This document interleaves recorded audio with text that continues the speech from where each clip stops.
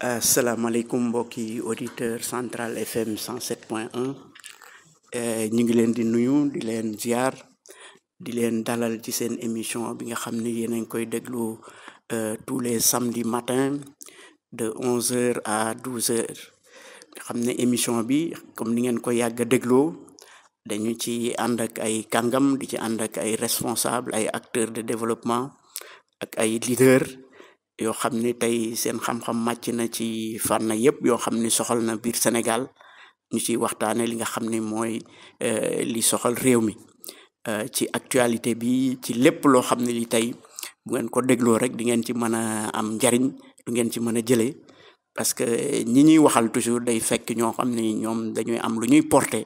ak ñoo xam ne ràññee nañ leen ci ëttu réew mi donc comme ni ngeen koy yàgg a dégloo tey ci samedi bi nag dañu fas yéene dalal koo xam ni doomu Thiès la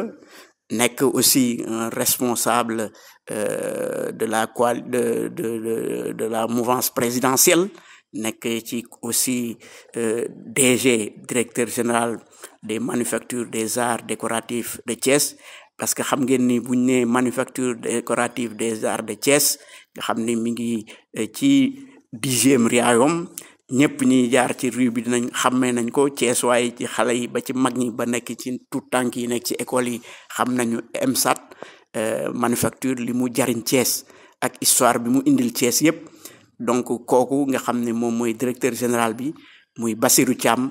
moom la ñu fas yéene dalal ñu fas yéene waxtaan ak moom ci li nga xam ne tey moom la mébét parce que moom moo porté tey flambeau bi pour diriger ki nga xam ne mooy institution culturelle bi mu xalaat ci nag indi ci ay coppite indi ci markam indi ci loo xam ne dina jëmal kër gi kanam donc ñu jox ko mu nuyoo ak suñu mbokki auditeur Central FM yi ñu mën a fas yéene nag dugg ci waxtaan wi ngeen déglu xam ne di ngeen am lu ngeen ci jariñoo incha allah jërëjëf kon mbokk monsieur le DG nuyoo ak mbokki auditeur Central FM yi lay déglu ci sa émission diagnostic après maintenant ñu mën a dugg dans les débats dans le vif du sujet. waaw kay Babacar maa ngi nuyu mbokki Thiès yëpp di lay nuyu yow tamit di la sant ci émission bi nga ñu may occasion tey ñu mën a waxtaan ak mbokki Thiès ak waa Sénégal gi yëpp di nuyu sa auditeurs yi di kontaan tamit ci sa émission bi nga xam ni vraiment ay borom xam-xam rek ñoo ci jaar dëkk bi yëpp di ko déglu tamit ñuy ñaan yàlla tamit lépp luñ fi wax tamit mu doon njariñu Thiès nekk njariñu Sénégal. dëgg la DG léegi yow doomu Thiès nga. kan mooy Bassirou Thiam léegi nga mën a xam naa ñu bëri xam nañ la fi sax mais nga fedd li rek Bassirou Thiam. waaw Bassirou Thiam jaar ak fi nga egsi ba tey yàlla indi la ci boppu MSAT. waa kay man doomu Thiès laa maa ngi juddoo Diamaguène sama waajur dëkkoon Diamaguène mi ngi génn àdduna ci weeru koor wi passé yal na ko yàlla yërëm ñu bëri tamit xam ko ci Grand Thiès parce que ku miin boor yi cinéma Palace am na bijouterie bu taxala woon ak bitigu Góora Samb waaw góor gu baax góor gu yiw guñu daan wax Youssou Thiam moom moo fa nekkoon mooy sama waajuru góor waaw man nag Thiès laa juddoo mais maa ngi yaroo diggante Bambey ak Diourbel jàngee Bambey Diourbel ak Dakar ba yàlla def 1999 bi ma amee bac en 93 dem suivre département d'anglais ba yàlla def boori 1999 ma pour des raisons vraiment familiales ma def EFI jàll ko ñëw ñu orienté ma ci EFI Thiès bi donc ma defee fi une formation d'une année génn comme instructeur ñu affecté ma Kaolack voilà bi ma demee Kaolack ma def 4 ans am permutation dem Dakar pour jege la maman qui était à Dakar bi ma demee foofu tamit comme man j'ai été toujours passionné d'art xam naa ni ñi nekk sama génération dinañ fàttaliku ce qu'on appelait le festival national des jeunes créateurs ma participé woon ci bi may def CM2 en 86 amoon fa un prix en dessin donc loolu moom ma sa topp toujours may am ay notes yu baax en art bëgg ko tamit bien que j'ai fait le département d'anglais yàlla def nag étant instructeur j'avais la possibilité de faire l'école nationale des arts bi ma defee concours bi en 2008 ma jàll ko donc def formation de 4 ans génn ñu affecté waat ma sama dëkk. sa dëkk nga ñëwaat sa réew. ma ñëwaat sama réew sama dëkk Thiès en 2011. loolu moom ñu affecté ma CM Jaxaaw base. ma nekk fa comme professeur d'art plastique. d'art plastique. waaw vraiment tamit. yow milieu art bi daal macha allah. waaw milieu art bi daal ci laa nekk. aussi moo xam muy loo xam ni. je faisais tout pour que mu nekk une discipline aimée par les élèves. te ñi jaar CM Jaxaaw base aussi gis nañ li ma ci daan liggéey. ci club d'art yi ma doon animé foofu. aussi exposition yi ma daan bokk ak sama mbokk professeur d'art yi ak artistes Thiès yi. ba yàlla def bi ma duggee politique en 2015. ma dugg ci parti bu ñuy wax Pastef. sama dugg Pastef nag vraiment mën naa ni c'est très accidentel. parce que man mësuma politique sama àdduna. tout à fait. mais daal benn jour laay gis benn émission Ousmane Sonko à la télé. ak yi may déglu à la rajo. vision bi rek. vision bi. ma ni daal Sénégal am na sama xarit bu mas a wax ni ma. ñun ñi nga xam ne yàlla may nañ ñu am tuuti xam-xam. bu ñu toogee di seetaan ñi amul xam-xam dinañ yàq réew mi. jërëjëf donc comme loolu moo ñu dugal ci politique. ba yàlla def ma voilà ma nekk un membre de Pastef Thiès Ouest. ci Thiès waaw dugg ci biir nag. commencé dugg ci liggéey ci biir ba yàlla def ngeen commencé ci liggéey. yàlla indi leen ci. waaw ñu taxawal Pastef Thiès Ouest. liggéey ci parce que bi ma ciy dugg sama benn cousin bu ñuy wax Moustapha Njekk Sare. Njekk Sare benn qui est actuellement ministre waaw. moo ma boole ak Birame Souleye Diop. Souleye waaw qui est actuellement Birame Souleye waaw ma ngoog. laaj ma fan nga dëkkee ci Thiès. ma ni ko grand standing. waay mu woo le responsable. de Pastef Thiès Ouest en l'occurrence Amadou Mbaye Dia. Amadou Mbaye Dia waaw. yebal ko sama kër. defe naa jour boobu laa gëj am jàmm ba tey. ba léegi waaw dëgg la donc moom c'est un engagement. voilà c'est un engagement. moom waaw vraiment dans le parti da nga ciy dox da nga ciy dar liggéey nga ci kanam. effectivement dox nga ci li nga waroon dox ba yàlla def aussi. indi leen tey ci bopp réew mi. waaw defe naa ni ci ñi taxawal Pastef Thiès ci laa bokk. dëgg la boobu nag vraiment bëriwuñu woon. on était un groupe très restreint. daanaka jigéen ñi mën naa ni suñu jigéen tuuti lañu woon waaw Mariama Ndiaye moo ci nekkoon elle est une battante d'ailleurs invité woon nañ ko ci émission moom dañoo am na benn émission buñ ko invité woon avec les dames des autres kii elle est une battante d'ailleurs donc daal benn groupe la woon bu ndaw boo xam ne ñoo ci nekkoon di xeex di massifier ba yàlla te ñu tey ñu egsi ci dëgg la waaw léegi loolu c'est parenthèse la parce que tey xam nañ ni yaa ngi ci direction des manufactures des arts décoratifs léegi yow xam naa nekkoo ci terrain inconnu. léegi yow lan nga gisee manufacture ak yow bi ñu la fi indi lan la def ci yow parce que su may xool sa jaar-jaar ni nga wax. vraiment c'est un parcours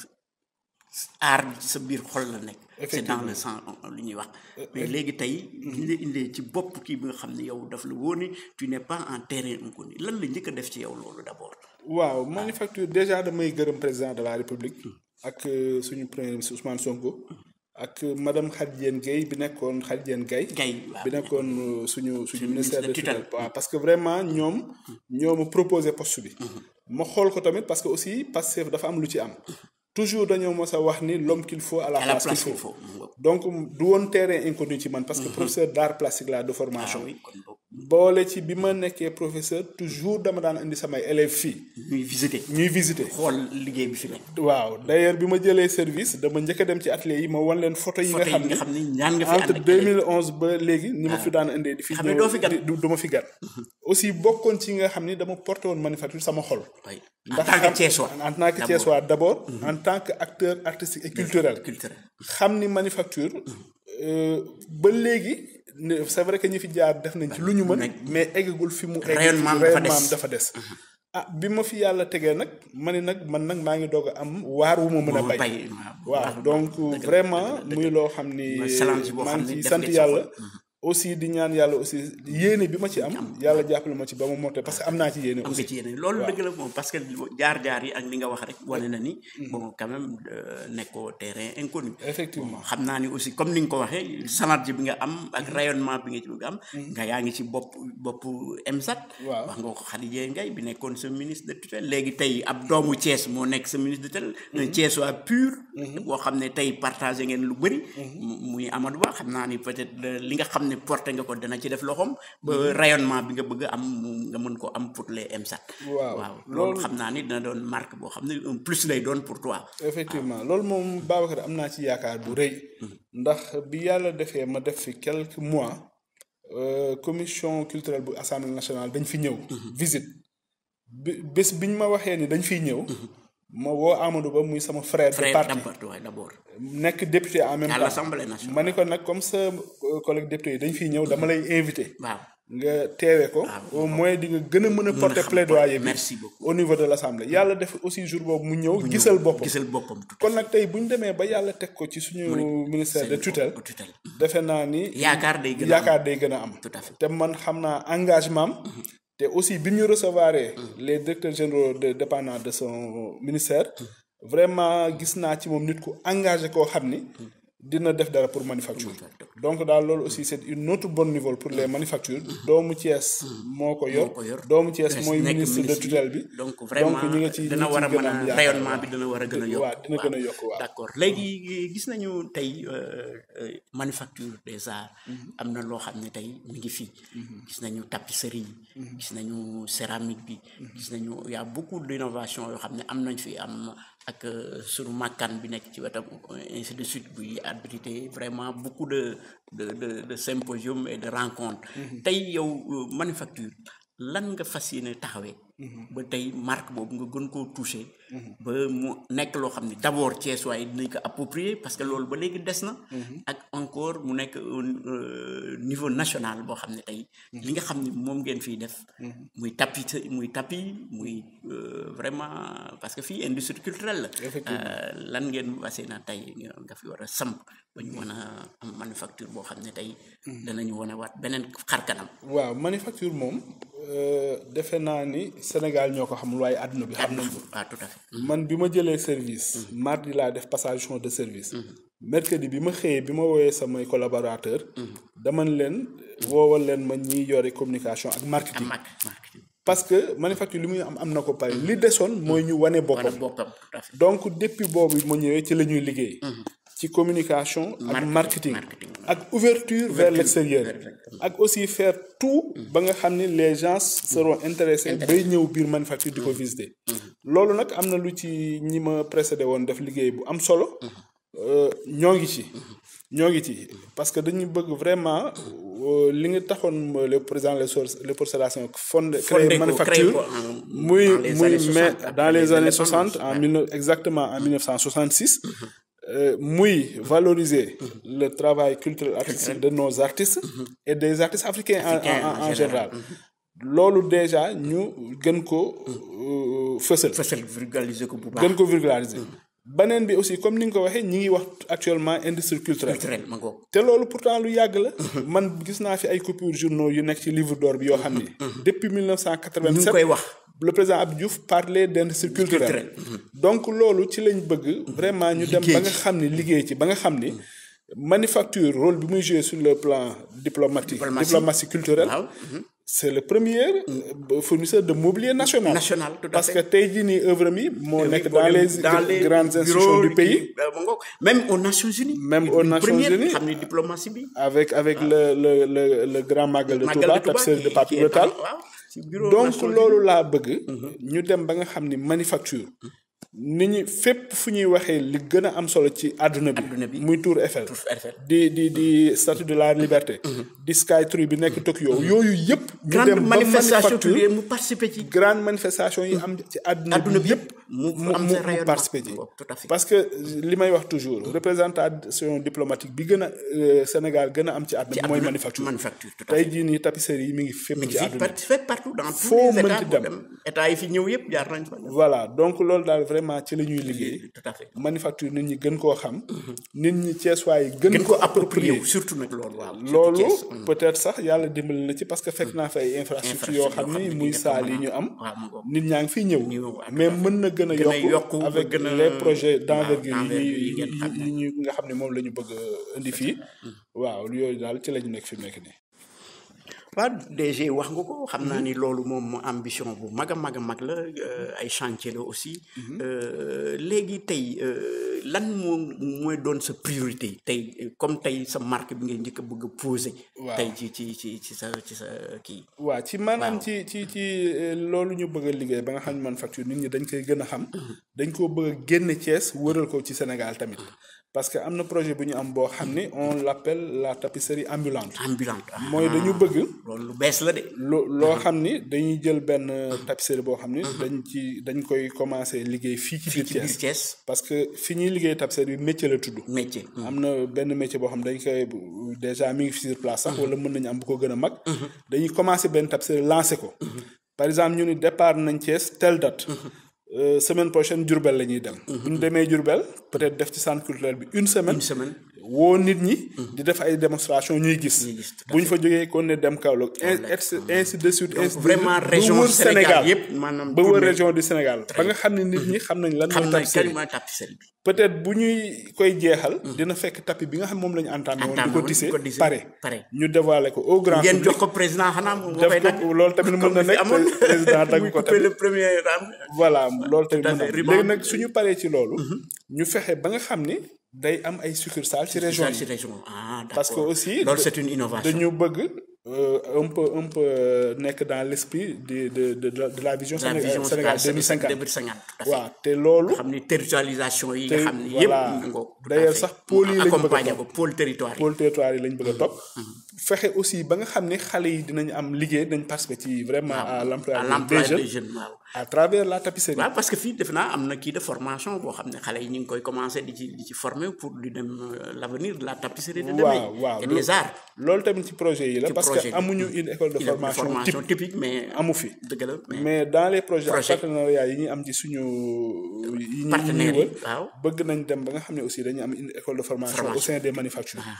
léegi nga xam ni comme école des arts ni mas a nekk suñu partenaire di ñu envoyer des étudiants. ñu former leen en tapisserie mu doon loo xam dañ koy formaliser au sein des manufactures bu ko defee nag ñu yaatal ko ci région yi en suivant les pôles nga xam ni chaque pôle au moins dina am benn structure manufacture bu fa nekk di def tapisserie mu gën a yaatal rek liggéey bi waaw tout à fait loolu ci suñu projet seen projet la nekk d'accord léegi tey am na loo xam ne tey aussi bu ñu ko waxee parce que bu ñu waxee manufacture rek dinañu wax culture bon te ku wax culture di nga wax aada ak kii ak yooyu. est-ce que léegi tey gis nañ ni kër gu am na kër yu bari yoo xam ni tapisserie dafay dugg maanaam les tapis prières. nit ñi di jullee. ak yeneen naka la ñuy def ba produit manufacture. mën a accessible Sénégalais yi ñoom yi nga xam ni. le Sénégalais lambda bi nga xam ne sax ma nga ca village bi mën ci mën a procurer. effectivement loolu parce que dañ doon wax naan peut-être c'était pour les grandes. bourses waaw. voilà loolu xam nga tapisserie dañ koy jàppe mbirum borom xaalis. effectivement xaw na cher. te suñu doyen Sidi Seck bi mu ñëwee. ci xalaat bu rafetam. daf ne nit ku mënta jënd tapisserie murale. mën na def ba nga xam ne mu jënd tapis de prière donc ci la initier tapis de prière yi ak tapis de sol yi mais man dama ci gën a bëgg a xuus ba nga xam ni parce que man je suis professeur d'art donc waxtaan ak techniciens yi ba nga xam ni format yi dañ koy réduire comme yi nga jàkkaarloo nii ay format yu ndaw la te pourtant exercice su élèves yi fi doon def formation la léegi pourquoi pas nag ñu dem fexe ba nga xam ni mën nañ def ay format yu gën a réduire nga xam ni accessible à tout Sénégalais lambda parce que aussi ku nekk bëgg nga lu rafet la preuve ku fi ñëw buñ la boo duggee ci salle d'exposition yi vraiment affaire bi daf lay ay chef d'œuvre yu doy waar xam bëggoon nga ko am mais peut-être mën nañu aussi sur le plan du management ñu def ko sous forme d'aller fexe duñ koy alléger ba nga xam ni fay bi du metti loolu je pense qu'on l'a proposé avec la visite de prix au lieu que ngay ñëw di fay cash benn tapisserie ngay fay ba par tranche loolu sax mën nañ ci travailler ak banque locale yi tout ça c'est des idées yoo xam ne ñu ngi koy jéem a développer ba nga xam ni vraiment les produits des manufactures yi nga xam ni moom lañ jàppe comme des produits de luxe ñu dem ba nga xam ne dina accessible au Sénégal lambda. Tout à fait. À côté de ça aussi il y a le batik qu'on va essayer de développer davantage il y a la céramique te lu gën a am solo tamit dañ ko fi xaw a négligé muy atelier impression numérique bi tey jii souvent waa Thiès dañuy dem ba Dakar di fa def ay bâche yi ñuy def ak yooyu alors que mën na am fii am na fi am na fi ñu bëri xamuñu ko yoo xam ni qualité bi fi am sax machine yi ñu am moo gën a baax yi nekk Dakar qualité donc am sa t-shirt yooyu defar impression wala say blouse pour élèves yi wala say stylo wala say goodies yi ñuy wax ay goodies yi nga xam ne da nga ko bëgg a joxe comme cadeau defee ci sa ay gàcce lépp les dañ koy defaree manufacture te ñun touche bi ñu ciy am mooy touche artistique bi nga xam ni imprimeur yenn yi amuñu ko waaw loolu daal vraiment ñu koy offre la boo xam ni quand même nit ñi war nañ ko découvrir war nañ ko xam waaw war nañ ko découvrir bu baax a baax waaw li ñuy wuti Dakar yëpp am na fii te nit ñi mën nañ ko fi am na fi waaw en plus de ça aussi suñu saal yi saal yi nga xam ne dañ koy louer pour ay cérémonie de mariage ay soirée fii kenn chaque jour manufacture ñu bëri loolu lañ ko xamee sax Thiès waay dañuy am ay mariage di am ay ngénte di am ay cérémonie de kii yoo xam ne manufacture lay xewee mi ngi noonu donc léegi di nga bëgg a innover ci loolu dama ci bëgg a innover te sax dama bëgg a dem plus loin que ça parce que ci suñu programme de ci comment dire ci suñu projet yi ñuy exposé au gouvernement ak aux partenaires bëgg naa tamit parce que manufacture li ma ci bëgg mu nekk benn lieu boo xam ni nit mën na fi dugg vendredi noppalu fi def fi ay activités yëpp ba lundi mu doog génn loolu c'est une très bonne chose li ko commencé mooy déjà am na benn hôtel bu ma fekk muy hôtel culturel bu ñu tuddee hôtel sunu makkaan waaw mooy sunu makkaan 14 chambres yàgg nañ ko wax bu yàgg bu 14 chambres boo xam ni presque pare na mais loolu ñu bëri xamuñu ko dañuy xaar fan yi rek ñu inaugurer ko incha allah mën ko mettre en œuvre voilà loolu su paree bëgg nañ fi def aussi une grande piscine boo xam ni comme xëy na piscine yi nag ci biir dëkk bi dafa xaw a sori comme ay EPT ak yooyu xale yi di mën a ñëw xale yi di fi mën di ñëw journée waaw bëgg nañu aussi def fi une salle de sport boo xam de gymnastique comme vraiment le lieu est plaisant waaw parce que boo xoolee ci mbedd yi xale yi ñu ngi def des sport kii tout ça très bien dans les en air comme ça voilà donc loolu innovation la bu ñu bëgg bu ñu am mébét aussi bëgg nañu aussi li nga xam ni Thiès moom la ko ñëpp xamee woon te mu ñàkk fi actuellement muy salle de cinéma loolu tamit mi ngi ci suñuy projet loolu moom c'est mi ngi suñuy projet xam naa sax maa ngi koy dévoiler yàlla buñ ma ñu ci jiitu en tout cas lii moom c'est une ñun kii la scoop la pour ñun voilà scoop la pour yéen yàlla buñ ma pirater nag pirater keneen jéem ko appliquer mais waaye de façon du ci yàq dara non mais du ci yàq parce que tamit initiative la boo xam ne tu portes ça pour le public thiessois et sénégalais quand même effectivement aussi comme aussi manufacture aussi sur le plan culturel aussi dafa am lu muy jouer ñoo ngi xool aussi comme on a des salles un peu vétustes yoo xam ne mën nañ ko requalifier mën nañ ko defaraat ñu réhabiliter nga xam ni dañ fi am une salle de musique boo xam ni dañuy expérimenter tous les instruments de musique traditionnelle yi nga xam ni ça a tendance à disparaître xam nga fu mel ni Thiès nga xam ni suñu papa Sunjulu waaw moom am na fi passage famille am ñu ngi fi ak kora lu bëri dañ ko ci jouer dëgg la yooyu bu ñu demoon tey jii nii ba revaloriser ko ñu am salle boo xam ne xale yi dañuy ñëw ñu leen ci initier ñu koy pratiquer yooyu yëpp dina am solo kora dafa am lu am solo ak yeneen type d'instruments traditionnels yi aussi waaw donc daal vraiment sur le plan artistique et culturel on a beaucoup de projets mais nag li koy mën a taxawal mooy partenaires yi ñëw jàpp ci waaw souvent dañuy foog ni yenn partenaires dañuy foog ni investissement jël rek tabax ay kër la teg ni wala yooyu mais aussi on a mu am rentabilité aussi la culture c'est une industrie il faut que les Sénégalais voilà viennent investir indi création d'emploi et de richesse absolument loolu daal vraiment suñuy projet la suñuy mébét la ñu ngi koy ñaan yàlla jàppale ñu ci dinañ ci waxtaan aussi ak les autorités te xam naa ni bu ñu leen joxee des arguments assez convaincants dinañ ci mën a ñoom dinañ ci mën a appuyer pour jàppale ci waaw seen objet seen kii objectif ngeen mën ko atteindre effectivement waaw d'accord directeur général yow ambition yu am solo nga wax fii tey vraiment ambition bi nga am pour les manufactures vraiment ce sera une attractivité lañ ci séntu bu yàlla moote loolu ngay yéene ñu motali ko fii ci biir Thiès ci biir MSAT bi léegi ku wax loolu di nga wax moyen fi nga daanele sànq tey on a vu que manufacture peut-être am na lu bëri loo xam ni war na ko mën a génne xëy na dafa niche de kii dafa des sax yu ñu ko mën a exploitation comme yi nga wax léegi yooyu c'est des niches d'exploitation xam ne bu ñu ko génnee mën na indi ay ressources additionnelles même en même temps y avait ñun ñu ngi daan rappelé dans les années passées ñu ngi daan wax un ministère une tapisserie ainsi de suite bon nga xam ne ministère ak kii service public yëpp foo dem da nga fay gis benn tapisserie comme tapisserie bi nekk comme ni nga wax tapisserie Grand Magal de Touba. bi nga xam ni yóbbu nañ ko ba mu dem Nations Unies. di nga xam ni loolu vraiment c'est un symbole phare pour la culture sénégalaise surtout MSAT. léegi ku wax moyens yooyu. est-ce que tey naka nga bëgg a mën a diversifier pour que lay tey moyens yooyu nga mën ko am. pour ce objectif nga atteindre ko tey. voilà Babacar defe naa ni loolu ci la ñuy liggéey ndax xam nga ñun établissement public lañ à caractère industriel et commercial. donc ñun maanaam li ñu état bi sas mooy. ñu dem ba nga xam ne li ñuy fonctionner ñun ñoo koy générer. ci la ñuy liggéey te nous sommes obligés sax ñu dem ci vers loolu. waaw léegi nag loolu ci niñ koy commencer mooy vous savez que on reçoit beaucoup d'ambassadeurs de partenaires yoo xam ni dañuy am yéene am lu ñu def ci manufacture. donc il faut rek ñu am vraiment des projets vraiment très structurants yoo xam ni dañ leen koy proposer ñu jéem a xool nu ñu ci liggéey ak ñoom. baneen bi li koy wan mooy forum fii Sénégal bi am semaine prochaine à partir du 17 les manufacturiers seront présents là-bas. donc en exposant une tapisserie et en faisant aussi des démonstrations pour wane kii yëm ci lii. alors foofu tamit ça sera l'occasion pour nous ñu wane li ñuy def yóbbaale aussi suñu projet yi nga xam ne am nañ ko en instance puisque c'est des investisseurs ñoom ñoo fay ñëw waaw ngeen wut ay partenaires bien sûr te defe naan am nañ ci yaakaar dans la mesure où le parrain c'est l'Arabie Saoudite te Arabie Saoudite tey ci suba ku leen am comme partenaire rek voilà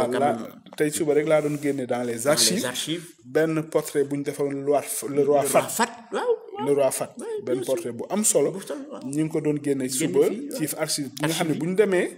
face aux investisseurs saoudiens qui vont injecter donc au Sénégal plus de presque 40 milliards de dollars sur 10 ans donc ñun def naan loolu aussi war ngeen ci am au moins niche bu ngeen ci mën jël pour mën a dugal seen pour suñu projet yi ñu mën koo réaliser. waaw tout à fait waaw loolu nag ci la donc wax nga ko sur le plan maanaam bu di souverainisme parce que bon d'ailleurs la nouvelle politique du gouvernement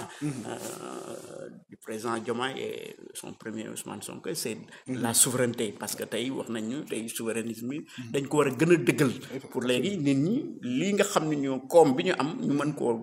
ràññee mu mën ñu indil jural dara donc kay yow foofu nga gën a teg sa tànk ci kaw li nga xam ne tey moom nga yéene nii tey. waaw foofu laa teg sama tànk parce que bu ñuy wax industrie culturelle maanaam waratuñ toog rek di xaar ci état lépp xam ngeen ni état moom li mu déjà li mu yenu dafa bëri mais war nañoo dem ba nga xam ne culture dafay générer jël sax di jox ci def ba jël sax di dugal ci état donc waratuñoo xaar rek ni tout de l'état dañuy xaar financement war nañoo mën a liggéey ba nga xam ni ñun li ñuy am ci wàllu koom ressource mën na dem ba vraiment indi plus-value ci économie bu Sénégal waaw loolu moo tax nag vraiment ñuy wax industrie culturelle te ñun fekkoon nañu ci te ci la ñuy gën a dox actuellement waaw dëgg la vraiment li nga wax am na ambition directeur kon boog mbokki auditeurs yi yéen a ko dégg ñu ngi avec le directeur général des manufactures des arts décoratifs de Thiès Bassirou Thiam xam ni doomu Thiès la waa Thiès la am na ambition yu rëy pour développer manufacture mi ngi def appel nag pour que Thiès waay en particulier les Sénégalais parce que mais d'abord way mbay ci sa wewu tànk Thiès waay nañ ko approprier wu xam ne manufacture seen bien commun bon lu ko développer mooy développer culture Sénégal développer culture jox Thiès aussi beneen xar kanam waaw donc loolu yëpp ay ambition la xëy na dinañ gën a développer waat loolu ci sa ambition yi nga am parce que yaa ngi waajal ay kii du ma ko jiitu wax sax naa bàyyi ba moment bi jot nga mën ko wax carrément parce que wax nga mu ko hors micro mais quand même non def naa sax loolu mën nañ sax brosser tuuti parce que Thiès waaye xam nañu manufacture 2026 lay am 60 ans 60 ans nag ku ko am nekkatoo xale waaw màggan nga li may wax toujours ay seexam mooy théâtre national Daniel Sorano ak festival des arts nègres te yooyu yëpp ay événement la yu faar yoo xam ni yu marqué Sénégal ñun tamit ren incha allah bëgg nañu marqué suñu empreinte à travers donc la célébration des 60 ans des manufactures actuellement ñi ngi monter commission yi yoo xam ni dinañ ko fêter sur un an donc dès décembre 2025 dinañ ko lancer te Thiessois yi dinañ xam ni manufacture jóg na pour am indiwaat leneen lu bees beneen envol quoi waaw am beneen envol waaw beneen envol donc loolu daal mooy exclusivité bi ci yow laa ko njëkk a waxee inshallah ci yow laa ko njëkk a waxee voilà au moment opportun dinañ génn dem ci plateau yi dem ci dëkk bi vaste campagne de communication waxtaan ak Thiessois yi ak aussi impliquer leen ci waaw parce que manufacture vraiment Thiessois bu nekk daf ci war a sentir fier dafa war a xam ni comme ni may tooñe nit ñi damay tase ak Thiessois yi bu ma la laajee ndax mas nga visiter manufacture nga ma déedéet dama lay xoolaat ma ne la c'est comme si aller en France sans visiter la Tour Eiffel c'est notre Tour Eiffel c'est vrai tey jii nii bu waa Dakar di ñëw di ko visiter di tiitaroo monument de la Renaissance di tiitaroo Grand Théâtre mais Thiès Paris di tiitaroo kii Tour Eiffel comme on dit mi ngi noonu kon daal vraiment Thiessois bu ne ñoo ko moom war nañ mooy ko découvrir na manufacture nekk seen sac waaw parce que ñoom bu ñu nee manufacture rek xanaa ku ñëw baal si wala organiser ay kii rek yooyu rek mais dañu war a découvrir les œuvres waaw li manufacture di génnee di ko rayonner dans le monde ak li mu représenté ci diplomatie internationale Sénégal defe naa ni li fi ñëw ci autorité ñëw visiter manufacture visiter Thiès chef d'état yi presque tey bu ko même nos élus locaux bu ñu ko exploité woon mais c'est fini beneen affaire lay doon maanaam mën na leen indil ay comme ni ñuy wax naan les partenariats ak les kii ñuy dem jumelage yi absolument dans les autres états parce que je pense que le président Senghor mi ngi ko doon wax la culture est au début et à la fin de tout développement merci tey jii nii autorités locales yi ñi nekk fii collectivité locale war nañ mën a profiter ci manufacture mën a ubbi seen ay partenaires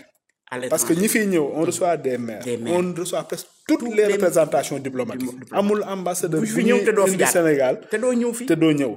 ki fi mujj barki démb mooy le chef de la délégation de Wallonie Bruxelles xoolal loolu ci bi ñuy waxtaan mu ñuy xamal ni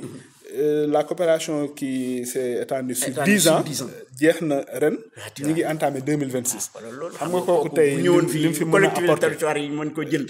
am na ay kii yu bëri ñu mën a mi ngi noonu opportunités donc daal vraiment là j'appelle nos maires les 4 maires yi di leen wax ni fu ñuy demati ci monde nañ ci bàyyi xel nañu bokkaale manufacture yóbbaale ko parce que ça fait partie de leur portage parce que bu ñu demee li ñu yore suñu ko wanee suñu partenaires yi dañ leen di ubbi defe naa ni porte d'entrée la pour vraiment faire quelque chose pour la ville de Thiès une bonne diplomatie territoriale effectivement waaw mbokki auditeurs yéen a ngi déglu toujours seen émission en toute complicité bi nga xam ne tey ñu ngi koy amal samedi bi ak le directeur général de EMSAT muy Bassirou Thiam di doomu Thiès mais léegi Bassirou gis nañu Thiès yow lan nga fi gën a xëy na nee nañu collectivité territoriale yëpp muy la mairie de ville muy la mairie nord Thiès est Thiès ouest yëpp presque yéen seen nit ñoo nekk foofu mais tey ren ràññee nañ ni presque am na jàmbat yu bëri lu Thiessois yi di jàmbat ci yenn maanaam développement dëkk bi maanaam tey sur le plan du rayonnement sur le plan des infrastructures sur le plan des emplois tey yéen naka ngeen fas yéen yow lan nga xalaat ci tey li nga xam ne war nañ ko mën a doxal ba Thiessois yi tey li nga xam ni moom la ñu porté ba jël choix bi teg ko ci seeni mbaggu nos élus ñu mën a am satisfaction ci seen préoccupation yi ñuy laaj tout le temps waaw xam nga Thiès nag dafay dëkk boo xam ni dafa yàgg subir des batailles politiques parce que booy xool les oppositions les plus ardentes Thiès a été toujours opposant de voilà de rebelle opposant très bien ba avec l'avènement du PDS au pouvoir ci lañ amoon yaakaar mais malheureusement avec le problème des chantiers de Thiès et tout ça ñu mu xaw ñu gàllankoor vraiment je pense et j'espère bien que avec le nouveau régime bi nga xam ni moom territoire yëpp la fas yéene yemale muy pôle territoire yi Thiès dina ci gis boppam parce que Thiès manqué wul dara Thiès booy xool les plus grandes ressources minières du Sénégal Thiès moo ko polarisé vraiment atu la booy xool dañuy fàtte sax souvent vraiment sur le côté halieutique li ñu am ci géej entre Mbour entre côté Mboro côté Kayar ba jël ñaay bi Fass Boye côté boobu yëpp Thiès moo ko polarisé booy xool sur le plan agricole suufu Thiès ni mu nangoo suuf yu bëri nangoo ko léegi nag loolu lépp nga am ko potentialité yooyu yëpp nga am ko ba léegi Thiès ñun dañoo waroon dem ba actuellement Thiès di concurrence Dakar boo xoolee aussi sur le plan intellectuel sommité yu bëri yu nekk ci Sénégal ville même universitaire polytechnique ENSA donc des écoles de référence avec vraiment toutes ces potentialités tous ces atouts qu'on a léegi nag c'est vraiment les ressources humaines ñoo war a mobiliser wu am nañ les ressources humaines qu'il faut donc ce qu'il faut mooy jéem a dépasser yenn querelle politique yi pour def développement yenn ki vraiment pour aller vers le développement parce que ñun ñëpp même intention yi lañ am waaw mais loolu kenn yaakaar nañu parce que tey comme wax nga ko Thiès da daan am problème bi mu daan am mooy daan ñi fi daan nekk maire yëpp dañ daan opposer le pouvoir donc tey ñi fi nekk du ñu opposer ils sont du pouvoir donc je pense que dana gën a war a yomb pour Thiès war na gën a yomb mais ni muy gën a yomb mooy doom Thiès yi ànd nekk benn waaw ma ko ànd nekk benn mën nañu am ay querelle politique sax ci loolu moom mën ko ñàkk mais pour vraiment le développement de Thiès dañ ko war a porter ñëpp nekk benn ñu porter ko ku nekk dugal ci sa loxo vraiment pour Thiès mën a jëm kanam te def naa loolu moo war na mën a nekk avec le nouveau régime aussi avec vraiment toutes les autorités yi ñu am actuellement à Thiès on a des ministres qui sont là on a des DG on a des maires donc vraiment mën nañu jéem a jàppoo nekk benn pour vraiment fexe ba Thiès bu rawul Dakar sax mu au moins égalé ko daal waaw te ñu ngi ciy liggéey bu baax nag ñu ngi ciy liggéey bu baax a baax yaakaar naa ne bu ñu yàlla dimbalee ba ñu entrer réellement dans la vision 2050 Thiès dana amaat place am ci biir développement Sénégal d'accord léegi loolu bu ñu jógee ci loolu Thiès ko wax chemin de fer tey chemin de fer tey nekk na situation boo xam ne bon on a eu des relances on a eu des mais tout le temps après rek déception lay doon tey est-ce que yéen en tant que ñu bokk ci mouvance présidentielle bi est-ce que tey du ñu Thiessois yi comme tey wax naa ko sànq le nouveau honorable député Amadou Dia honorable député ak ñeneen ñi fi nekk plus maintenant on a Birame Souleye on a d'autres et d'autres qui sont comme vous DG est-ce que porter plaidoyer Thiès pour les chemins de fer parce que Thiès nee nañu ca chemin de fer mooy pomu Thiessois bu nekk kër goo dugg presque Thiessois ba bu yeewoo rek day xalaat le rail bi naka lañ mën a développer waat waaw loolu defe naa ni yaakaar dekk na ci démb ko mu barki démb avec le dévoilement des grands chantiers de la vision 2050 le président le premier ministre ont insisté sur ça sur le redémarrage de la ligne Dakar-Tamba te kuy wax ligne Dakar-Tamba mais Thiès ngay jaar Thiès ci jiitu donc chemin de fer bi moom am nañ yaakaar porté dans la vision c'est porté vraiment dans la vision te ça a été toujours cher au président de la République et au premier ministre ñun ñii buñ masaan di campagne toujours dañuy dem chemin de fer di wax ak cheminots yi ñuy ñëw di ñu xool ñu promettre leen loolu bés bu ñu yàlla dimbalee ba ñu dem au pouvoir dañ teg te dañ continuer aussi di porter boobu combat bi waaw chemin de fer moom vraiment il faut mu dekkiwaat pour Thiès mën cee gis boppam Sénégal mën cee gis boppam problème yi yëpp ñuy am ci transport tey bu chemin de fer jógaatoon defe naa ni dina saafaru waaw loolu moom man am naa ci yaakaar te bi ñu déggee vraiment premier ministre wax ko démb ak président donc suñu yaakaar gën naa taxaw waaw te yéen di ngeen porter plaidoyer bi dinañ ko porter dañ ko mas a porter dañ ko mas a porter dañuy continuer aussi loolu day indi développement emploi et tout absolument parce que dañuy chemin de fer bon c'était vraiment une intégration africaine absolument Dakar Niger Dakar kii tout ça vraiment brassage au niveau des populations te aussi sax dafay yokk la sous-région dafay yombal communication parce que vraiment tous les problèmes qu'on a avec le transport là les accidents le transport des marchandises qui n'arrivent pas on a essayé avec la mer et tout ça route yi du toj. mais defe naa tey bu ñu demoon transport lourd bi ba am bu jaaree ci chemin de fer. voilà benn ligne boo xam ne day topp pôle yi. di dem au nord di dem au sud di dem au centre. defe naa ne dina gën a yombal la circulation des marchandises dina gën a yombal trafic bi aussi. donc des personnes et des biens loolu moom am nañ si yaakaar bu baax a baax. yàlla na ko yàlla moo en tout cas c'est un vœu et c'est une attente aussi des populations thiessoises et en général les populations sénégalaises. Effectivement. Bon léegi DG du ñu wax tey te waxuñu tey ci la situation économique la situation sociale parce que tey gis nañ ni yéen indépendamment que vous êtes des hommes d'État mais aussi vous êtes des hommes politiques. Bon tey xoolal tey situation bi économie bi traversé secteur yu bëri dafa am ay problèmes. On vit aussi sénégalais ñu ci bëri nañ ñoo xam ni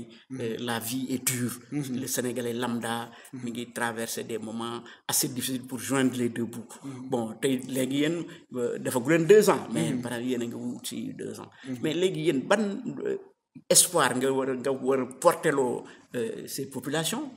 xëy na amoon nañu yaakaar bu bëri. pour yaakaar boobu wax dëgg yàlla ngeen mën ko mottali pour sénégalais yi aussi am aussi benn ci seen condition de vie. waaw loolu moom Babacar ku waxal yàlla xam ne dëkk bi metti na. loolu moom bépp père de famille. yaa ngi koy dund quelle que soit ta position bien ta situation sociale. loolu nag li ko waral mooy li ñu fekk ci dëkk bi dañ koo fekk ci yàqute boo xam ni bu egg foo xam ni suñu autorité sax ay jàmbaar dëgg lañu ba taxaw waaw parce que tey jii ñu bëri foogoon nañ ni du ñu mën a dem ba egsi fii di fay salaire yi di fay dëkk bi di dox di fay benn partie ci bor yi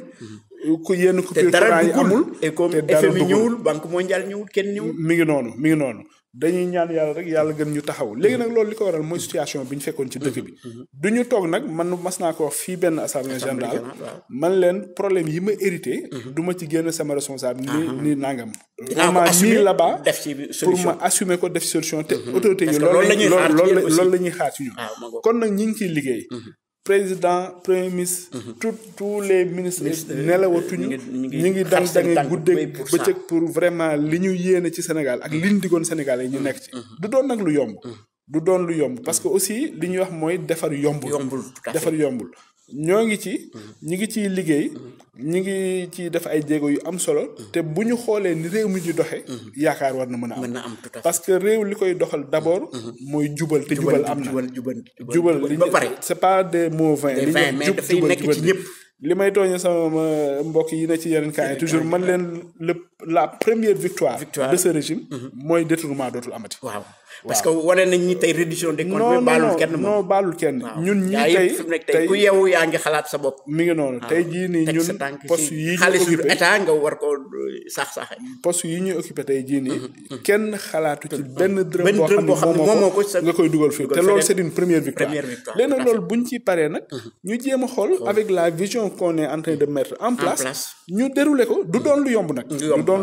doon loo xam ne da aussi da nga mën a xëy tey ni tey dinaa développer qui veut faire des hommes casse des œufs voilà donc daal loolu moom nga toj ba door a yëkkati mu taxaw ñi ngi ci di woo population yi rek ñu gën a muñ c'est vrai que li ñu muñ xaw na metti na mais réew moo gis ci àdduna mu defaru buñ la waxee fi mu jaar rek si foofu ñun yàlla dimbali ñu ba sax jaar buñ ay sacrifice am na ci waaw loolu daal moom en tout cas gis nañu benn parce que maa ngi koy lire ci média yi ñu ni bon déjà primature wàññi na de 25 milliards à 11 milliards son budget xam nga kooku déjà kon du wàññeeku ci gafaka maanaam si yenn ministères yeeg kii dana mën a am yaakaar mu dugg ci yeneen i niche de mais loolu wala nit ñi dañoo xamul di wax rek mais gouvernement bi ci lañ nekk gis nga ñun fii manufacture bii ñu nekk buñ la waxee ni dañuy suñuy moyen du bord rek la ñuy demee ñun amuñu oto actuellement tous les types d'achat yi nga xam ne ay affaire prestige la quelquefois suñu ministre yi sax oto yi ñuy yore te war nga am oto yi ñuy yore daanaka oto la yoo xam ni dañ ciy taxale nii rek di dem ku ko gis Sénégalais waaw donc vraiment le gouvernement est en train de serrer la ceinture pour mën a vraiment optimiser yenn assainir ba nit ñi mën a taxaw ci benn espace boo xam ne dinañ mën a liggéey nag correctement voilà yàq beeg jël alal boobu moomul jeex fi. te loolu bettuñu ci premier ministre. parce que moom ku ko xam. xam ni ay privilège taxu koo jóg. moom koo xam ni nee nañ sa salaire am du ko fayeeku. bi mu nekkee député salaire am da ko jëloon di ko séddale. nekk na impôt de ñenn soxlawu fa dara pendant 15 ans. bu demee bay wàcc ni de façon drastique son budget. loolu moom bettuñu ci moom te aussi c'est un exemple. te aussi ñu war a saluer tamit. ñi ngi ciy woo aussi yeneen manager yi ñu gën a wàññi yàq bi. gën a optimiser. aussi liggéeykat yi ñu leen di woo tamit ñu gën a rationaliser parce que lu ndimbal na ci fekk loxol borom. na ca fekk loxol borom vraiment di passer à l'essentiel rek. li nga xam ni mënta ñàkk rek ñu def ko. ba vraiment egg ci développement bi ñu bëgg. waaw. DG li nga wax am na solo trop parce que loolu tamit xëy na ñàkkul woon ñu wax ko ci émission bi nga xam ne tey moom la ñu amal en toute complicité. parce que booy wax tamit dañuy laaj aussi li nga xam ne mooy toucher actualité bi ci wàllu fànn yu ci bëri. ñu fas yéene ci am yéen ay cadre ngeen. ngeen fas yéene ci am loo xam ne di ngeen ko wax jëmale ko ci askan wi ñu mën ko dégg. waaw tey gis naa ni aussi li ñuy wax naan reddition des comptes bi am na. nit ñaa ngi ciy wax. ñu ngi wax aussi les libertés ak ñu ngi wax naan tey ku wax ñu jël la ku wax lu ñu jël la. bon et puis ñu ngi wax naan tey aujourd'hui dañu war a jouer l'apaisement maanaam tey dañu war a toog woo Sénégalais ci l'essentiel. woo Sénégalais ci l'essentiel mooy ñëpp àndandoo jubóo. maanaam yéen la yàlla jox réew mi. yàlla moom la teg seen loxo ngeen yore destiné wu 18 millions de Sénégalais yi. est-ce que tey jotul ñu toog appeler à l'apaisement. Sénégalais boo xam ni tey intérêt Sénégal moo la ñor. président mi ngi ci doon liggéey. parce que biñ ko falee li mu njëkk a woote mooy les assises de la justice. xam ni justice am na problème. war nañ ko xoolaat. bi mu ci jógee mu woote un dialogue national. te defe naa ni ku bëggul apaisement. ku bëggul jàmm ak dal ak dialogue pour dëkk bi mën a dal ñu liggéey du woote loolu. wante nag dafa am loo xam ne mënta ñàkk. mooy que ni ñoo xam ne dañ leen a joxoon alalu réew mi. loo xam ne man ak yow ñoo ko bokk. reddition moom c'est obligatoire. reddition des comptes c'est obligatoire. te aussi li ñuy bañ. mu mel comme li fi daan am. nga xam ni c'était vraiment un moyen de chantage politique. genre reddition la mais daawul àgg. bu ñu doxee ci loolu ñun ëllëg war nañ fee jóge war a rendre compte Sénégal mais bu ñu bàyyee ni mu jàll ëllëg bu ñu fi defee lu naka su noonu bu keneen ñëwee tamit noonu lay dem te benn cercle lay doon boo xam vicieux boo xam ni du mës a régler ci àdduna donc fii amul acharnement amul dara te li ko waral mooy tey justice bi xàmmewul ku bokk Pastef xàmmewul ku bokk faneen te defe naa sax suñ xale yi ñu ngi jooytu ni ñoom ci boppam ñu bokk Pastef ñoom lañu gën a sonal sax ñi bokk ci Pastef waaw kon daal fi mu nekk nii li fi am daal mooy li nga xam ni c'est le cours normal des choses am na ñu dénkoon yoratuñu dinañ leen laaj lu ngeen dénkoon ñu rendre compte waaw loolu moo fi am de naturellement maintenant nag tous les débats autour de cela c'est des débats politiques waaw ñoo suñu opposants yi fi nekk il faut ñu wax il faut ñu am matière pour exister donc loolu la rek mais daal man je me dis que ni c'est le cours normal des choses qui est en train de se passer nañu xool ce que nous donne l'avenir mais pour l'appel qu'il faut pour que nit ñi àndandoo parce que tey apaisement bi nit ñi yaakaar nañ ko te ci yéen la war a jóge est-ce que tey aussi bon ñu bëri ñu ngi koy wax temps yi presque le premier ministre gars yi ñu ngi saluer un peu tey il est aphone déggatuñ ko sax ci débat yu bëri parce que il est concentré dans son travail gis nañu lancé na kii mu def est-ce que loolu wanewul ni tey ñoom léegi les débats de bas étage là génn ci léegi maintenant c'est le développement et le travail waaw baaw ko ñun moom defe naa ne débat bas étage sax mosuñ ci nekk parce que ñun bi ñuy doog a jóg parce que bi ñu koy doog a comment dire créé ci débat politique débat xam-xam la doon woo nit ñi débat d'idée mais ñi ñu jàkkaar loolu woon ñoo amuloon ay argument donc ñoom ñoo doon créer des débats de bas étage mais man ñun toujours ci xam-xam lañ nekkoon te ci la ñu kon ne ba nekk léegi premier ministre nag moom xëy na dafa weex donc moom nee naa la ñu noppi na ñu daal temps yi vraiment waaw il est devenu sage noppi na non walaay du devenir sage ci niñ koy xalaate mais moom dafa am lu ko doy soxla ci la masala nekk waaw parce que porter tout un développement pour 18 millions développement Sénégal charge bi dafa metti de moo ko tere nelaw premier ministre nelaw guddi na ba ci la nekk donc defe naa daal loolu mooy l'essentiel il est dans l'essentiel aussi ci loolu lay woo vraiment tous les ministres tous les collaborateurs tous les directeurs généraux pour ñu liggéey ñi nga xam nag wax lañ fee dañu bàyyi leen ñu wax waaw mais daal loolu ci lañ nekk vraiment di liggéey ku bëgg a liggéey tamit ñëw rek fekk si rek waaw loolu daal moom ci lañ nekk vraiment te xam naa ni du ngeen ci jóg aussi non duñ ci jóg moom tant que demuñu ba Sénégalais yi li ñu leen digoon ñu réaliser ko vraiment duñu bu ñu tëddee duñu nelaw parce que daal vraiment loolu mooy seen ambition mooy et puis Sénégal sax foofu la toll quoi parce que Sénégal soxlaatul vraiment on a besoin de travailler parce que Sénégal am na atout DG parce que Sénégal boo xoolee potentiel bi ñu am ñun suñu réew dañu waroon di ñee parce que li nekk Sénégal amul fenn tey Sénégal yàlla def na ay jullit lañu Sénégal def na ñëpp ay cousin lañu tey yow boo duggee sa kër fekk fa Pastef fekk fa PS fekk fa PDS fekk fa keneen fekk fa ethnie yëpp dañuy ànd di jàppalante di dawlante donc Sénégal wax dëgg yàlla lan moo tax loolu mën a taxaw ñu développer suñu réew mais politicienne moo ko yàq rek comme ni nga ko waxee ñun ñëpp ay croyants lañ famille yi boo demee y a toutes les religions y a toutes les ethnies y a le brassage ethnique et culturel amuñu barrière ci benn côté yeneen dëkk yi da ngay dem da ngay gis xeet bii du wax ak xeet bi diine ji du wax ak de te ñun yooyu yëpp dépassé nañu l'exception sénégalaise yàlla may nañu suuf may nañu ndox may nañu lépp ce qu'il faut maintenant politiciens yi nañu bàyyi ñu liggéey nañu bàyyi politique bi te liggéey dafa am un moment pour la politique am un moment pour le travail actuellement sénégalais yi choisir nañ le Pastef et ses alliés à hauteur de 54% pour 5 ans 2029 des na 2027 des na nañu bàyyi ñu liggéey maintenant au bout du mandat on va faire une évaluation et toujours c'est les Sénégalais qui vont juger tout à fait c'est ça l'essentiel c'est ça mooy essentiel bi d'accord DG laal nga kii yu bëri laal nga ci kii xam naa ni Sénégal Thiessois yi dinañ gën a découvrir kii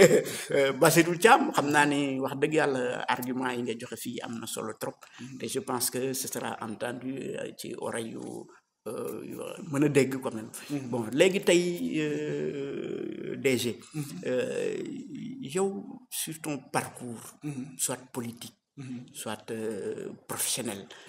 lan moo la gën a marqué tey ci sa parcours xëy na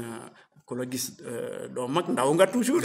parce que on voit que c'est la jeune génération pastefienne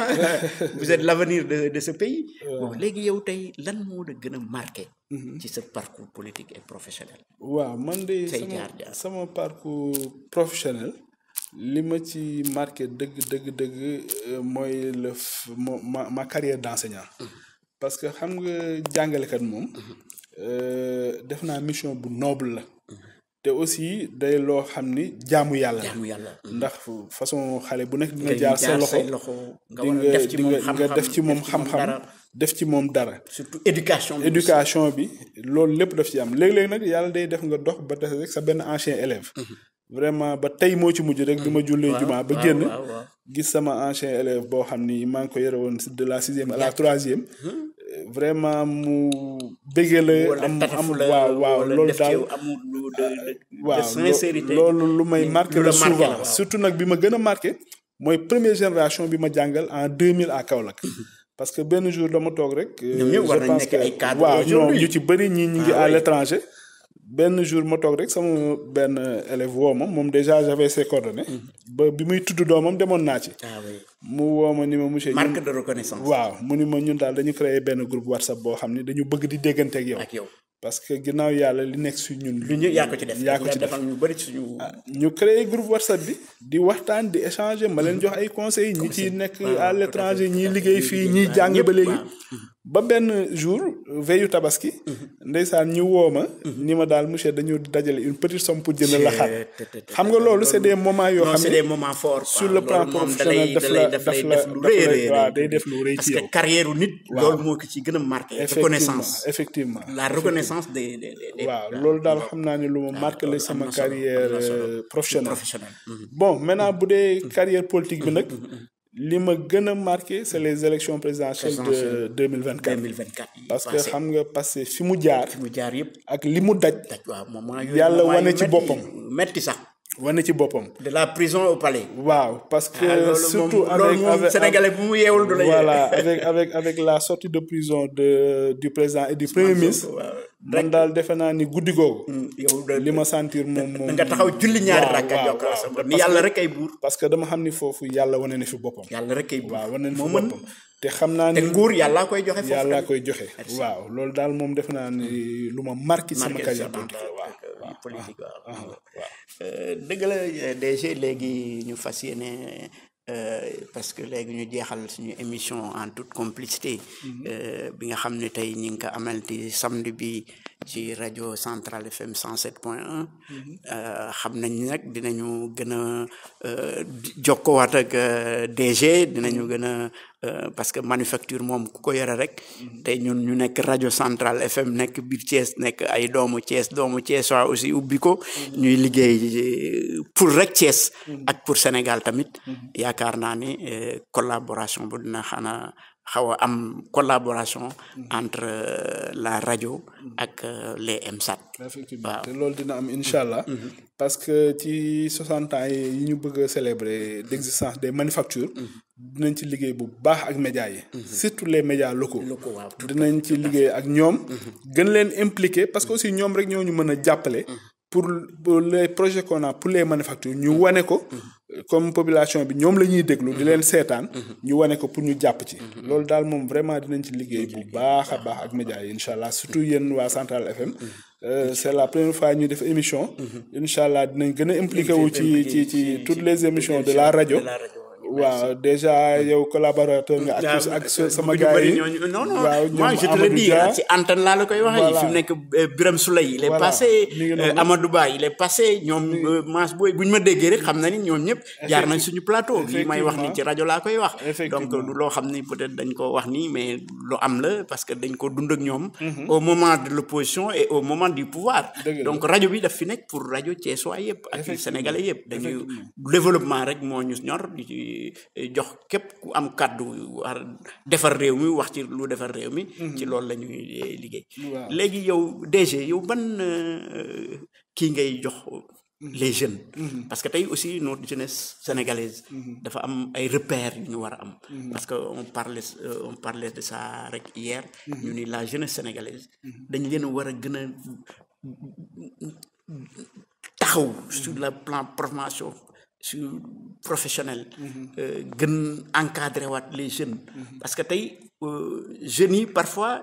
am nañ yaakaar bu bëri surtout le parti Pastef jeunes yi dañ ko épouser woon dañ ci def benn kii boo xam ne tey jii bu ñu waxee ni les victimes yi dem joxe seen bopp tey jii ñu ngi wax naan dañu war a dem def sax benn kii boo xam ne dañu war a def au moins rendre justice parce que am na ñu bëri ñoo xam ne dañoo joxe woon seen bopp joxe seen kii pour vraiment li fi nekkoon jeex bon tey jeunes yi am nañu espoir lan nga leen di wax tey la jeunesse waxuma sax Thiès mais la jeunesse sénégalaise yow jeune nga yàlla def na aussi tu es un cadre de la République waaw yan espoir nga leen di jox pour que ñu gëmoon ni wax nañu wax dëgg yàlla li ci kanam dana war a mën a baax ci ñoom waaw jeunesse sénégalaise bi daal man appel bi may lancé mooy nañu gën a am patience xëy na sax ils ont été toujours patients mais ñu gën a muñ tuuti rek te ci biir muñ boobu li ma leen di njëkk a ñaax mooy ñu jàng parce que aussi la formation gis nga tey ku amul métier doo laaj jeunes yi koo ci gis li mu gën a bëgg mooy tukki gis nga tukki boo demee bitim réew boo ne cëpp ca dëkk ba li lay njëkk a laaj ndax ban métier nga am boo amul métier doo dund da ngay mujj di jaay ci mbedd ma wala donc taxawaalu nañu jàng xale bu tollee ci jàng day jàng bu tollee ci liggéey mu doog a liggéey beneen bi mooy yar bi côté yar bi éducation nañu gën a yokk góorgóorlu ci yar bi parce que dëkk bi xale yi li ma gis nii xaw na doy waar parce que avec les réseaux sociaux bu njëkk ba da ngay nekk dans un cercle familial très restreint. sa papa sa yaay sa nijaay say mag say rak ñoo lay encadré léegi nag tu es encadré par le monde entier parce que dès que yaa ngi sa téléphone tu es avec contact avec le monde ubbi sa réseau social tu es avec le monde tu es en contact avec le monde façon jikko bu nekk di nga ko gis léegi nag loolu boo amul vraiment ku la encadrement bi di nga am problème pour am discipline donc nañu jàng nañu discipliner pour mën a réussir ëllëg man loolu laay yàgg di wax élèves yi ma mas di jàngal loolu laay woote aussi c'est un appel que je lance actuellement avec la rentrée prochaine des classes xale yi nañu gën a góorgóorlu ci discipline bi ak ci jàng bi loolu daal def naa buñ ko amee ak les projets du gouvernement les grands projets du gouvernement yaakaar dina am ni jeunesse bi waaw ci réew mi waaw waaw mbokki auditeurs yi yéen a ngi doon déglu toujours en toute complicité avec le directeur général des manufactures des arts décoratifs de Thiès Bassirou Thiam nga xam ni moom aussi doomu Thiès lañu yaakaar naa ni li ngeen dégg yëpp ci suñu waxtaan bi am na njariñ surtout li mu wax ci manufacture wax ko ci wàllu Thiès nga xam ni Thiès war na mën a am tey ëllëg développement boo xam ne tey ci pôle territoire yi yaakaar bi Thiès doomu Thiès amoon ñu mën koo am mu mën a réaliser wu wax na ci wàllu chemin de fer bi wax na ci wàllu gis boppam léegi nag tey directeur ñu ngi jeexal émission bi wax nga léegi ci wàllu ubbite classe gu njàngu école comme yow éducateur nga woon bon ñu ngi waare dugg ci ubbite école bi xam nañ ni tey enjeu bi yëpp mooy ouverture de classe yi tey naka la war a mën a demee ñi naan élèves yi école yi pare guñu élèves yi war nañu mën a jàngi école yi collectivité war nañu taxawu yenn écoles yi ba nga xam ni ubbi cay jàng tey bi bien que bon peut-être xëy na am na côté yoo xam ne du fa war a mën a nekk parce que am na condition yoo xam ne pareegul mais yow en tant que éducateur et enseignant ci côté boobu lan nga mën a wax tey ci ak conseil soit les acteurs de l'éducation et les populations. waaw loolu de vraiment dinaa ci sawar wax ci parce que loo xam ne dama ko doon dund depuis des années parce que ku nekk jàngalekat pendant plus de presque 25 ans am na loo ci xam muy moment boo xam nag day xaw a métti ci école parce que day fekk école yi fees ak ay ñax yenn écoles yi am ndox yenn écoles yi locaux yi yàqu voilà donc ñu soxla vraiment jàppale leen di woo population bi bu ñu xaar gouvernement bi nañu constituer ak parents d'élèves yi seeni doom suñuy doom ñooy dem ci école yi donc quartier yëpp nañ mobiliser wu dugg ci école yi désherber ko nettoyer ko pour mu vraiment pour que suñu doom yi bu ñu duggee cadre bi tane beneen bi aussi ñi ngi woo ñi nga xam ni yàlla may na leen tuuti koom ñuy jàppale école bi parce que la solidarité parce que balaa enseignants yi di bëgg di war a commencer jàngale yi bu ñu waxee ubbi tey jàng tey benn boîte craie sax duñ ko fa fekk donc képp koo xam ne am nga yàlla may na la tuuti moyen même bu dee benn boîte craie bu dee benn éponge jënd ko nga yóbbu ko jox ko enseignants yi ñu commencer le temps que seen provision yi di doog a ñëw loolu daal moom vraiment maa ngi ci woo population bi ñu dans un élan solidaire ñu def ko comme ni ko Pastef di defee organiser na cours de vacances yi suba par exemple man week-end bi yëpp je serai dans des activités de désherbage yoo xam ni waa Pastef ñoo koy def organiser ñu woo ci aussi population ak yenn parti politique yi parce que aussi politique du kese du waxante lu bon du defante lu bon du xasante jàppalante nañuy def aussi une concurrence dans des actions positives muy tey bu ñu nee Pastef mi ngi désherber école HLM ñu ni RV ma ngay désherber fële PDS ma ngay defee mais buñ ko defoon mu nekk lu bénéfique population mu doon lu bénéfique donc loolu daal laay lancer appel aussi parents yi ñu gën a impliqué wu gën a aussi suivre seen doom yi ci njàng parce que xale doo ko jël rek yóbbu ko rek bàyyi ko doo xam ay notom doo xam ay professeur am doo xam ndax mi ngi xëy doo xam ndax mi ngi wàcc loolu daal vraiment buñ ko defee njàng Sénégal dina jëm kanam aussi gouvernement bi aussi ñu leen di woo ñu gën ci dugal seen loxo ñu gën ci jàpp parce que aussi conditions yi xaw na métti école yi délabré na surtout moment bii nag avec taw bi tàngaay bi ñu gën koo jàpp daal parce que seule l'éducation peut développer un pays waaw defe naa ni daal éducation mooy investissement bi nga xam ne moo gën a wóor pour un pays mën a développer waaw loolu daal maa ngi ciy lancer appel aussi quoi waaw léegi kon boog nga tàggoo nga wax lan ngay wax mbokk waa Thiès waaw tàggoo peut-être ñu jeexal suñu en toute complicité bi waaw xam naa ni am na ay yitte yoo war a dox mais nag waaw fi may jeexale daal vraiment mooy di sant d'abord sama collaborateur yi ma fekk biir manufacture waaw foofu moom fàtte woon naa ko sax les travailleurs ñu aussi ñu jar a bàyyi xel lañ surtout ñu nekk ci atelier yi parce que liggéey la bu metti boo xam ni defe naan ku mas a visiter manufacture ba ñëw toog gis benn lycée mu toog ci métier di tisser boo ko fayoon 1 milliard sax jar na ko waaw donc daal vraiment maa ngi leen di gërëm aussi di dalal seen xel ni leen li ma leen digoon ci def ay jéego ba nga xam ne texte yi fi nekkoon bi ñu créé manufacture ba léegi moo fi nekk dinaa fexe ba nga xam ni gouvernement dina leen bàyyi xel ba ñu mën ko adapté vraiment aux réalités du moment au contexte du moment pour seen situation changer ba nga xam ne nañ gën a sawar ci liggéey bi ba vraiment production yi gën a jëm kanam waaw ñooñu daal laay vraiment appel la mooy lancé sama collaborateurs yi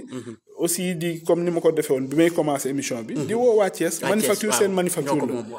amul xaaj amul seen nos portes sont largement ouvertes voilà di woo aussi comme c'est la rentrée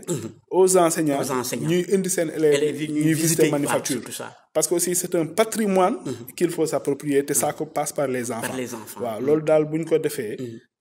li ñu am ci yéene ci manufacture dinañ gën a am courage pour population yi gunge ñu mottali ko waaw ñu atteindre suñu objectif waaw di la sant yow tamit Babacar vraiment di la wax ni jàppal ni suñu partenaire nga lépp lu ñuy sóob tamit dinañ leen ci boole ba vraiment affaire bi bu mën a gën a yaatu daal jërëjëf en tout cas ñu ngi lay sant di la gërëm bi nga ñu nangulee dal suñu émission en toute complicité bi nga xam ne tey moom lañ doon amal fii samedi bi de 11h à midi donc wax dëgg yàlla wax nga fi loo xam ne mbokki éditeurs yi dinañ ko déglu te li nga wax am na solo lool te yaakaar naa ni waa Thiès appel bi nga joxe dinañ ci mën a bàyyi xel xam ni manufacture kat bijou la boo xam ne war nañ ci mën a bàyyi xel ñëpp di ko visiter di ko bàyyi xel ba objectif yi ngeen am yàlla mottali ko ci jàmm ak salaam tey manufacture nekk loo xam ne tey bon ñëpp dinañ ci gis seen bopp Thiès waaye yëpp ni kon boog mbokki auditeurs yi ñu ngi leen di jox dig daje ba beneen samedi ci waxtu wi 11h midi ñu dalal beneen invité ci suñu plateau yi kon boog jërë ngeen jëf jàmm ngeen ak yendu leen ci jàmm.